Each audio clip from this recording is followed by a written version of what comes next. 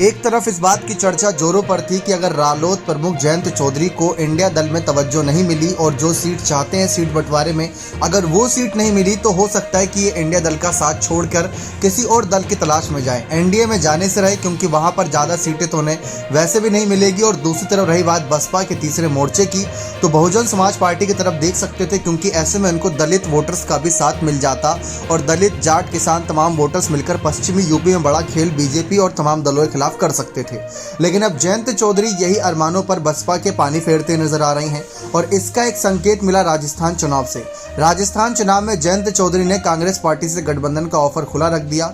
वह चाहते हैं कि कांग्रेस जिन सीटों पर कभी 2-3 बार में चुनाव नहीं जीत पाई उन सीटों को कांग्रेस जयंत चौधरी को दे दे, और जयंत चौधरी कह रहे हैं कि हम उन सीटों को जिताकर दिखा देंगे। तो यानी कि एक तरफ राजस्थान चुनाव में भी तगड़ी भिड़ंत है, क्योंकि वहां बहुजन समाज पार्टी को हर बार करीब आधा दर्जन सीट मिल जाती है जीत के लिए। तो वही वहां पर भी समीकरण है कि कांग्रेस के खिलाफ बसपा नजर आ रही है, लेकिन अगर कांग्रेस का साथ रालोद देगी तो बसपा के लिए मुसीबत रहेगी। और वही बात फिर आगे बढ़ेगा गठबंधन का खेल तो लोकसभा चुनाव में भी असर डालेगा। तो ऐसे में जयंत चौधरी को लेकर जहां बसपा के तमाम नेता या रालोद के भी तमाम नेता इस उम्मीद में थे कि बसपा के साथ गठबंधन होगा तो फायदा मिलेगा, ऐसा कुछ भी संभव नजर नहीं आ रहा है। और दूसरी तरफ जयंत चौधरी ने शायद अब बसपा से भी दूरी बनानी शुरू कर दी है।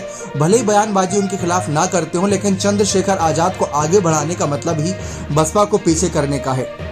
यानी कि जो वोट बैंक पर नजर बहुजन समाज पार्टी की रहती है वही वोट बैंक पर नजर आजाद समाज पार्टी की भी रहती है, यानी कि चंद्रशेखर आजाद की पार्टी की। तो ऐसे में जयंत चौधरी पूरी कोशिश करेंगे चंद्रशेखर आजाद को आगे बढ़ाने की।